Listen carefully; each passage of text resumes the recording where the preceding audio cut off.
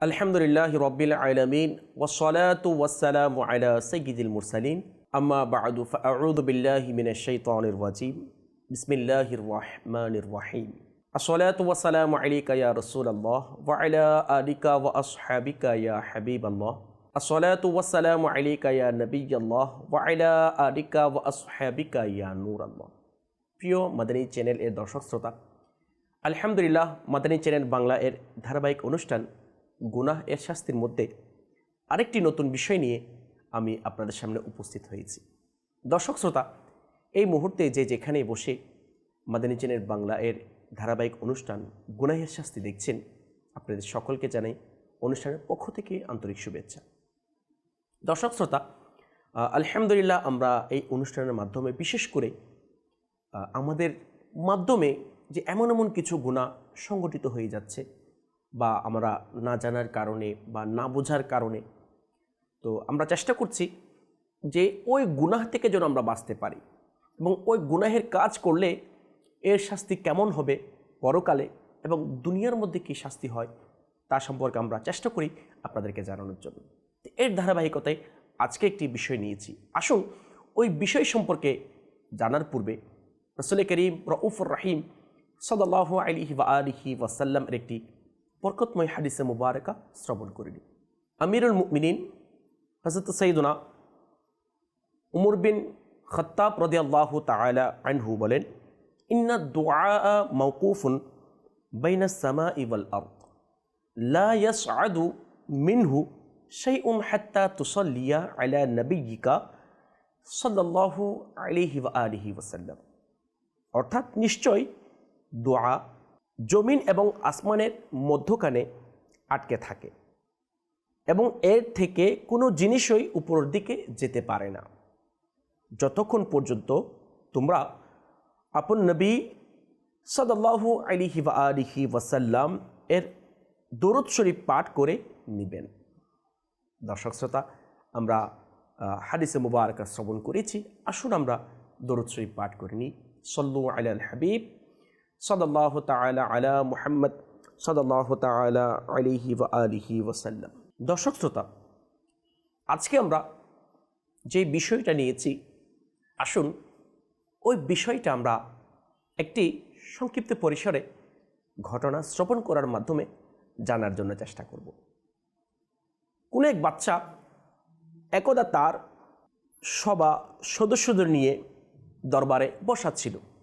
এমন সময় কালো বর্ণের এক কানা ব্যক্তিকে নিয়ে আসা হলো বাদশার সম্মুখে। সবাই অভিযোগ করল, এই লোকটি এমন ধরনের অলক্ষণ যে কেউ যদি সকালে উঠে একে দেখে সেই দিন তাকে অবশ্যই কোনো না কোনো ক্ষতির সম্মুখীন হতে হয়। সুতরাং তাকে দেশ থেকে বহিষ্কার করে দেওয়া হোক। অর্থাৎ ওই ব্যক্তি সম্পর্কে নালিশ দেওয়া হলো। অর্থাৎ ওই ব্যক্তিটি হচ্ছে অলক্ষণে। তারা বলতো যে ওই ব্যক্তিটি অলক্ষণে ছিল। কিছুক্ষণ চিন্তা করার পর বাদশা বললেন, চূড়ান্ত বিচার করার আগে আমি নিজেই তা পরীক্ষা করে দেখব। কাল সকালে সর্বপ্রথম আমি তাকে দেখব, তারপর অন্য কাজে হাত দেব, বাদশা বললেন। দর্শক শ্রোতা, পরদিন ঠিক সকালে বাদশা যখন ঘুম থেকে উঠল, দরজা খুলতে প্রথমে সেই কানা ব্যক্তিটিকে দাঁড়ানো দেখতে পেল। তাকে দেখেই বাদশা পেছনে ফিরে গেল এবং দরবারে যাবার জন্য প্রস্তুতি নিতে লাগলো। পোশাক পাল্টাবার পর বাদশা যখনই জুতো পায়ে দিল, তখনই তাতে লুকিয়ে থাকা বিষাক্ত বিচ্ছু তাকে দংশন করল। বাদশার চিৎকার দিয়ে উঠলে সেবকরা তাড়াতাড়ি সবাই ঘটনাস্থলে ছুটে চলে এলো। বিষের প্রভাবে বাদশাহের মুখ নীল রং ধারণ করল।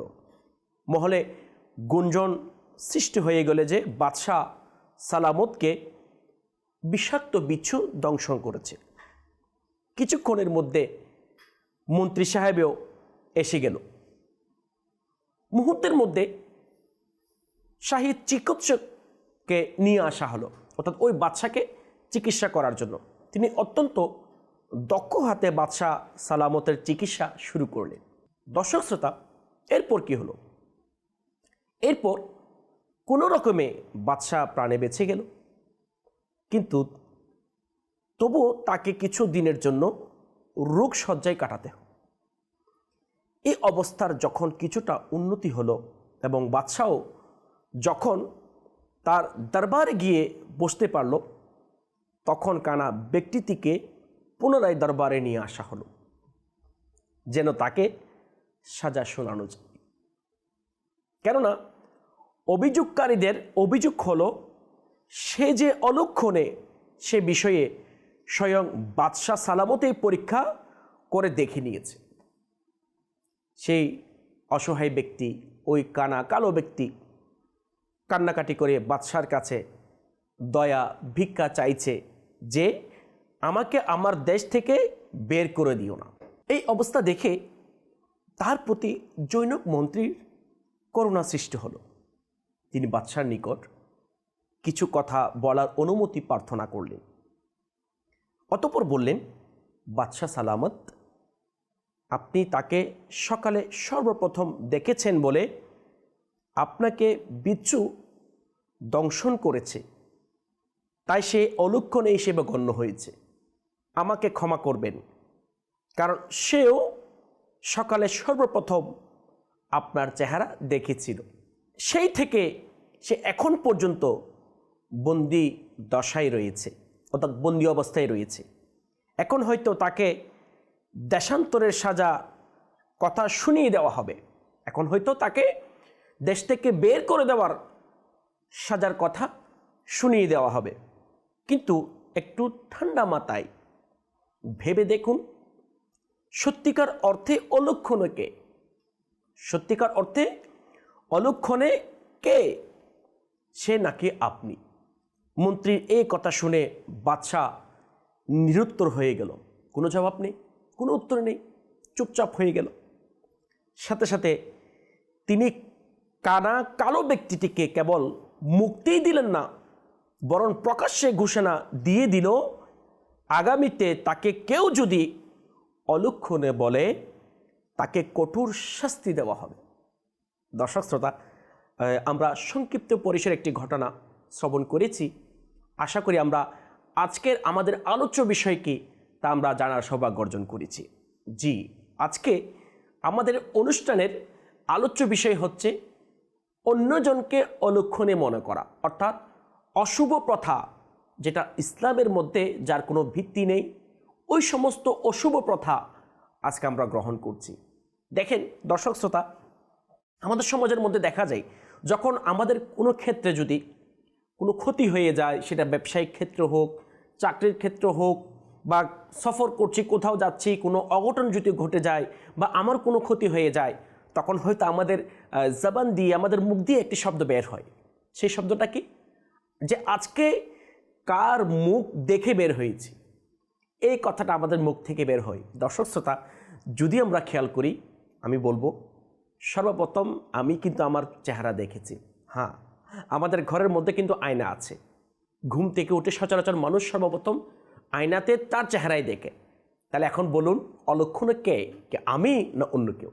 দর্শক শ্রোতা, এখান থেকে বুঝতে পারলাম যে এই ঘটনা থেকে যেটা আমাদের শিক্ষার বিষয়, মূল পয়েন্ট, যে ইসলাম ধর্মের মধ্যে অলক্ষণ বলতে, অশুভ বলতে কোনো কিছু নেই।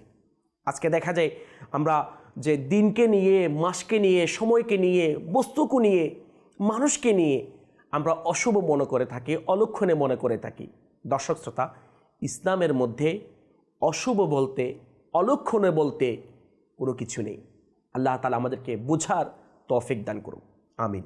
দর্শক শ্রোতা, যে আমরা যে এই যে আমাদের লাইফ চলাকালীন সময়ে যে সমস্ত মুসিবতের সম্মুখীন আমরা হই, এটা কিসের কারণে, কোত্থেকে আসে?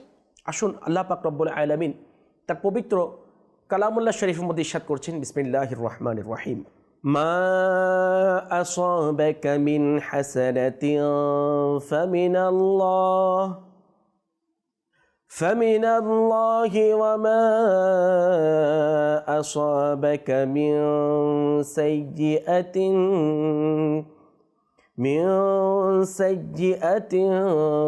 فمن نفسك। কানজুল ঈমান থেকে অনুবাদ। হে শ্রোতা, তোমার নিকট যা কল্যাণ পৌঁছে তা আল্লাহ পাকের নিকট থেকে, এবং যে অকল্যাণ পৌঁছে তা তোমার নিজের পক্ষ থেকে।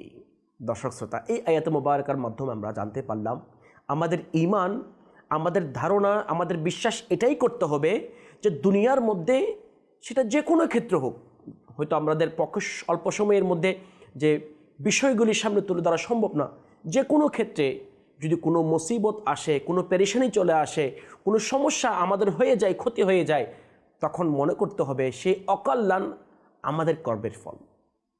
এটা কারণ নেকির যা কিছু হয় সেটা আল্লাহ তাআলার পক্ষ থেকে আসে। এই আয়াতে মুবারাকার মাধ্যমে আমরা জানতে পারলাম।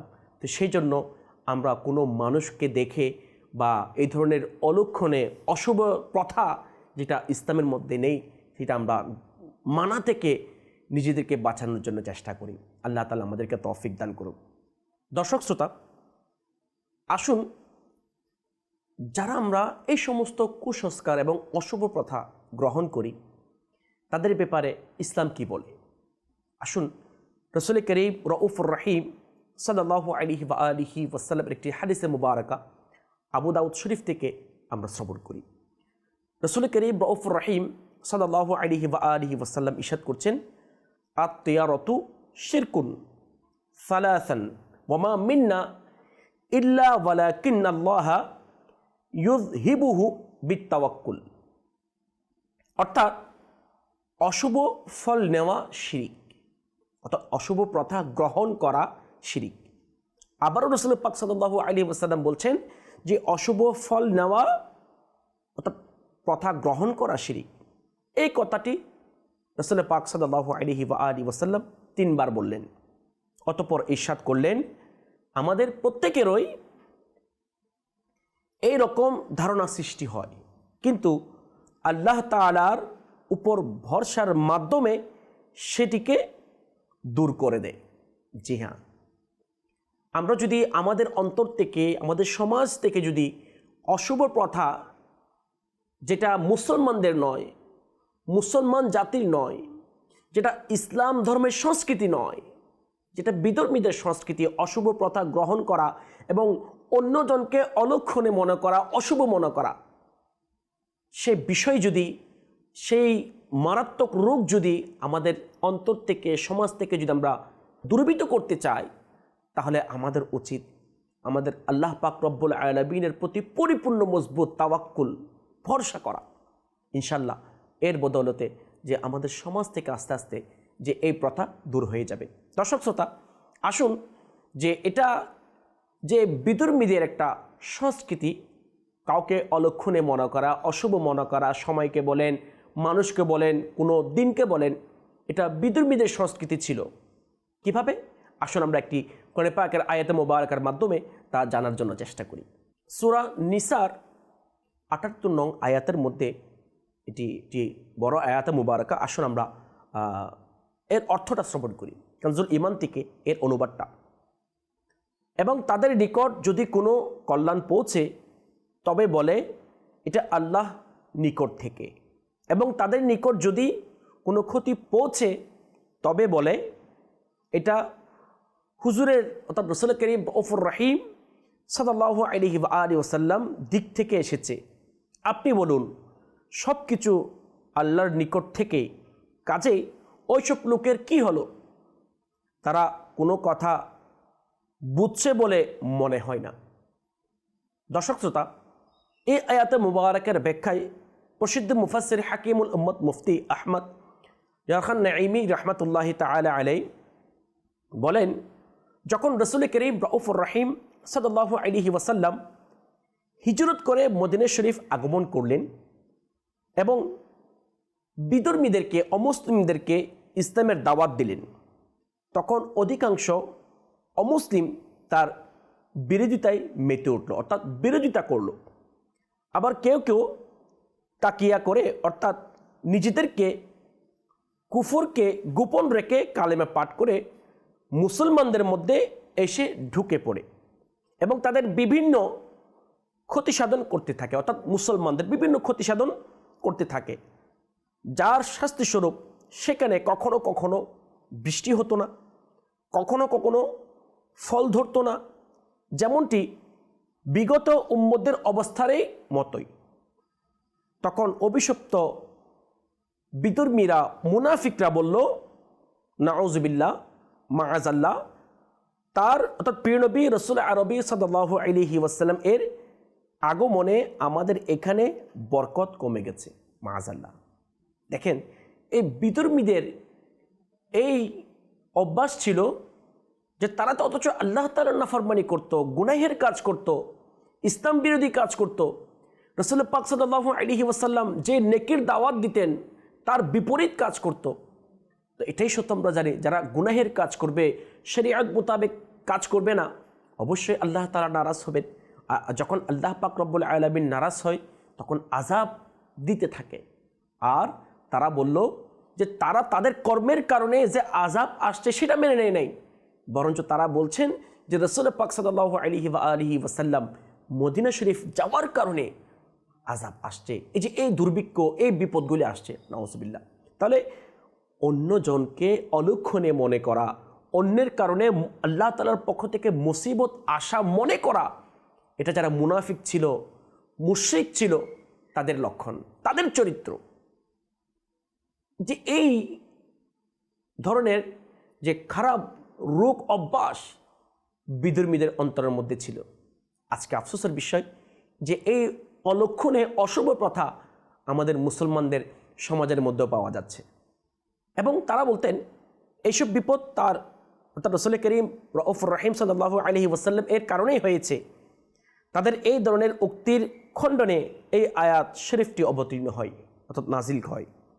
মুফতি সাহেব আরও লিখেন, এখনও কোনো কোনো কাফির মুসলমানদেরকে অলক্ষণে বলে থাকে, যারা অমুসলিম আছেন তারা মুসলমানদেরকে অলক্ষণে বলে থাকে, বরং অনেক মূর্খ ব্যক্তি মুসলমান নামাজি পরহেজগারীদেরকে অলক্ষণে বলে থাকে আর তাদের নেক আমলকে অমঙ্গল বলে।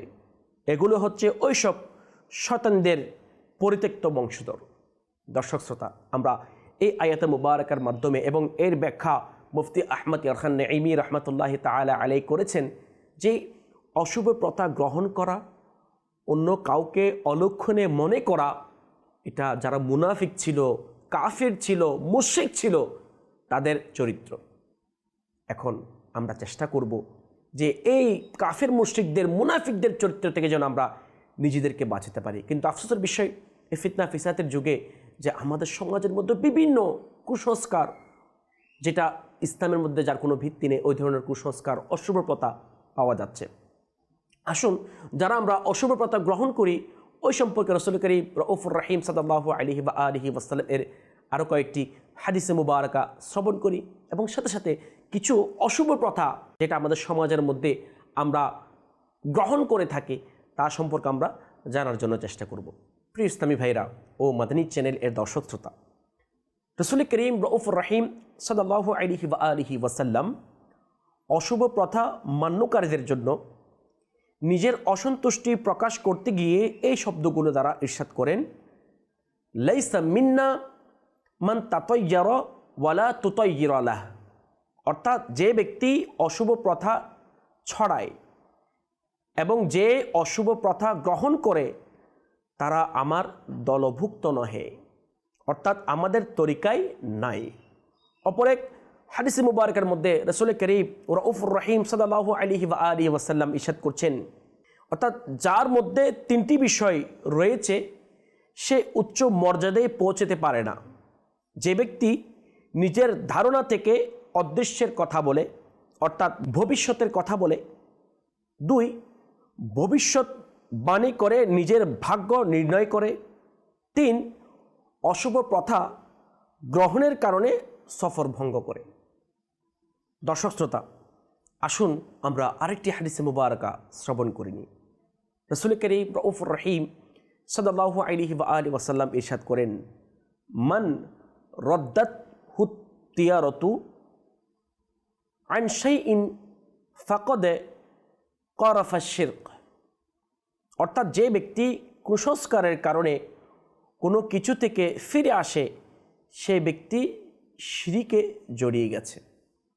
জি হ্যাঁ, আজকে আমরা এই সমস্ত অশুভ লক্ষণের কারণে, অশুভ প্রথার কারণে অনেক সময় আমরা যে কাজগুলি করছি সেই কাজগুলি বন্ধ করে দিই এবং সেই কাজটা করলে অশুভ হবে, ফলদায়ক হবে না, আমার জন্য লাভবান হবে না, এমন কিছু আমরা মনে করে থাকি। তো সেই জন্য দেখেন, যারা আমরা অশুভ প্রথা গ্রহণ করছি, আমরা হয়তো বুঝে নিয়েছি যে অশুভ প্রথা গ্রহণ করা এটা কাদের আদর্শ, এটা কাদের কাজ, এবং অশুভ প্রথা অলক্ষণে যে বিষয়গুলি রয়েছে এগুলো গ্রহণ করলে এর শাস্তি কী হতে পারে। দেখেন, যেখানে রাসূল পাক সাল্লাল্লাহু আলাইহি ওয়াসাল্লাম বলেছেন এরা আমাদের দলভুক্ত নয় এবং শিরিকের সাথে তুলনা করেছেন এবং শয়তানের কাজও বলেছেন। উপর একটি বর্ণনার মতে যারা এই সমস্ত কাজগুলি আমরা করি তাদেরকে শয়তানের কাজ বলা হয়েছে। জি হ্যাঁ, এটা সত্য। শিরিক এবং শয়তানি কাজ কখনো জান্নাতে নিয়ে যেতে পারে না। এটা আমরা সবাই জানি, শয়তানি কাজ জাহান্নামের দিকে নিয়ে যায়। আর এটাই সত্য, ইসলামের মধ্যে অশুভ বলতে কোনো কিছু নেই। দর্শক শ্রোতা, একটা কথা শেয়ার করব। আচ্ছা, অশুভ কখন হবে আপনার জন্য, আমার জন্য, যে দুনিয়ার মধ্যে কোনো কিছু? জি হ্যাঁ, অশুভ সময় তখনই আপনার জন্য, আমার জন্য হবে যখন আপনি ওই সময়ে, যে সময়ে আল্লাহ পাক রব্বুল আলামিন নিয়ামত হিসেবে আপনাকে দান করেছেন, দিয়েছেন আল্লাহ তাআলার ইবাদত করার জন্য, নেকির কাজ করার জন্য, ভালো কাজ করার জন্য, কিন্তু আপনি ওই সময়ের মধ্যে নেকির কাজ করার পরিবর্তে, ভালো কাজ করার পরিবর্তে গুনাহের কাজ করেছেন। জি হ্যাঁ, তখন ওই সময়ে, যে সময়ের মধ্যে আপনি গুনাহের কাজ করেছেন, আর ওই সময়টা আপনার জন্য অশুভ, অন্য কারোর জন্য নয়, শুধু আপনার জন্য। কারণ ওই সময়ের মধ্যে আপনি গুনাহের কাজ করেছেন, আল্লাহ তাআলা অসন্তুষ্টি হয়, নারাজ হয়, এমন কাজ করেছেন। জি হ্যাঁ, ওই সময়, ওই দিন, ওই বছর, ওই মাস আপনার জন্য অশুভ। যে মাস, যে সময়, যে দিনে, যে বছরে আপনি আল্লাহ তাআলার নারাজ হয় এমন কাজ করেছেন, ইসলাম বিরোধী কাজ করেছেন, শরীয়ত বিরোধী কাজ করেছেন।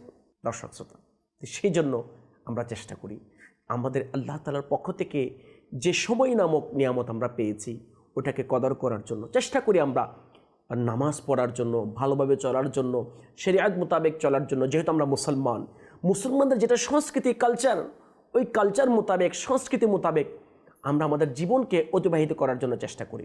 আল্লাহ তাআলা আমাদেরকে তৌফিক দান করুক।